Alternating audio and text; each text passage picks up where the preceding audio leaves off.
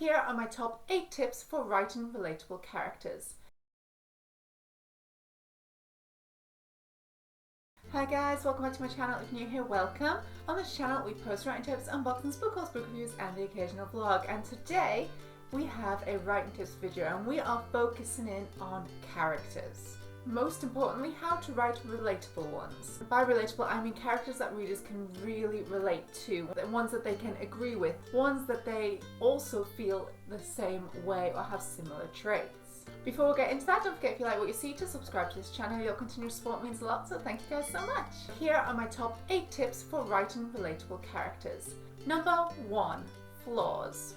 People aren't perfect, so if you want your characters to be relatable to the reader, your characters can also not be perfect. Gone are the days of the old Disney tales where you have the perfect, beautiful princess that everyone loves and all the animals love and they sing perfectly, and this prince who is drop dead gorgeous and can fight everything but is also really nice. We don't have those. They're not real. Therefore, our more modern characters should also not be completely perfect, or the traditional idea of perfect. Some flaws that these characters have should also be flaws that they are trying to fix by the end of the book. For example, if someone has a gambling problem at the beginning of the book, it could be something that they are struggling with, something that almost destroys them, and then at the end it could show them on the road to recovery. So still not perfect, still not well, but perhaps they say no to one game right at the end of the book. Number 2, internal conflict. This is the idea that the character wants something, but they are also afraid of what they have to do to get it.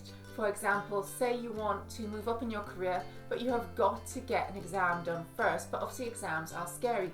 So you have a choice. You either face your fear and do the exam in order to move up in your career, or you don't do the exam and you stay where you are, but then you'll never get what you want. Your characters should be the same, and they should have these wants that they want in their life, but a fear that is getting in their way from getting them. Number 3, clear goals. We discussed this in the general plotting of your book as well. Your character should always have a goal, something they are working towards. Otherwise, what does your reader have to work towards when they're reading? If you're just reading someone's general day-to-day life and they're not actually trying to achieve anything or improve on anything, then you kind of get a bit bored because you're basically just reading about that person in limbo. Number 4, avoid being mechanical or clunky.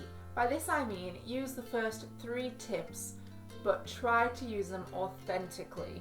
Following any kind of plot structure or any kind of character structure can of course risk a character being mechanical and obvious. To avoid this, observe people around you, see how their flaws and positives were. Base them on what people are really like. This does not mean write characters exactly like your friends, we all know how that goes. It just means when you're using a type of structure, make sure it comes across authentic. Number 5, not everyone is the same. We're going to go obvious here. Not everyone is white. Not everyone is male or female. Not everyone is in a heterosexual relationship. Representation, people. Like the world, your world should be just as vast and varied as our own. Everyone is not from the same place. Everyone does not speak the same language. Everyone does not have the same shapes, the same sizes, even the same cultural norms. For things that are beautiful here could be ugly there. Put these things in your book and make sure you remember not everyone has to be the same. Also, don't forget that not all characters are going to be physically or mentally able. There are going to be characters who are missing a limb, characters who can't walk, characters who are missing a finger. You'll have characters who are suffering with anxiety, depression, PTSD, all these things. They're real and you can use them. Number 6, character voice. Like their physical appearance, not every character needs to sound the same. For example, not everyone is going to sound like a PhD person who is so smart and uses all the vocabulary available in the dictionary. Some people are going to use very small words. Some people are going to have accents, some people aren't. Some people are going to swear, some people are going to be really polite. Your characters are like this as well. Not everyone is going to say the same sentence in the same way.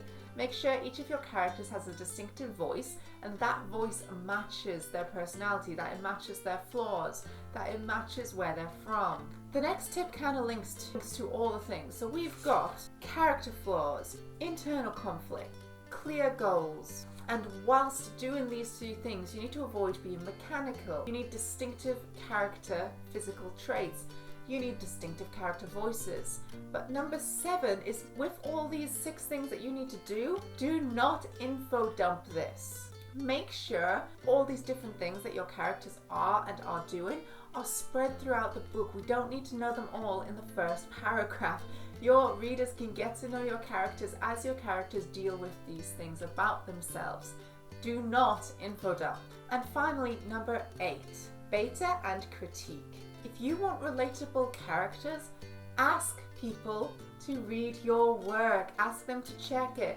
Ask them questionnaires of like, how do you feel about this character? Do you like them, dislike them? What feelings are you getting from them? That will tell you if they're relatable. A person will tell you if they feel like a character isn't real, if a character feels too perfect, or if they even feel too clunky, if they feel too harsh when most of what they do isn't. Get your work critiqued by other writers and hand it out to beta readers before you pay for the editor. These people will read your book and get rid of so much of the silly mistakes we all make. Get it checked. And thank you guys so much for watching. I hope you enjoyed this video. If you like what you see, don't forget to subscribe to this channel. If you want to see as soon as I upload, click that little bell down below. You can also follow me on Facebook, Instagram and Tumblr. I post bookish pictures as well as my writing tips and unboxings on there. And thanks for watching, guys. Bye!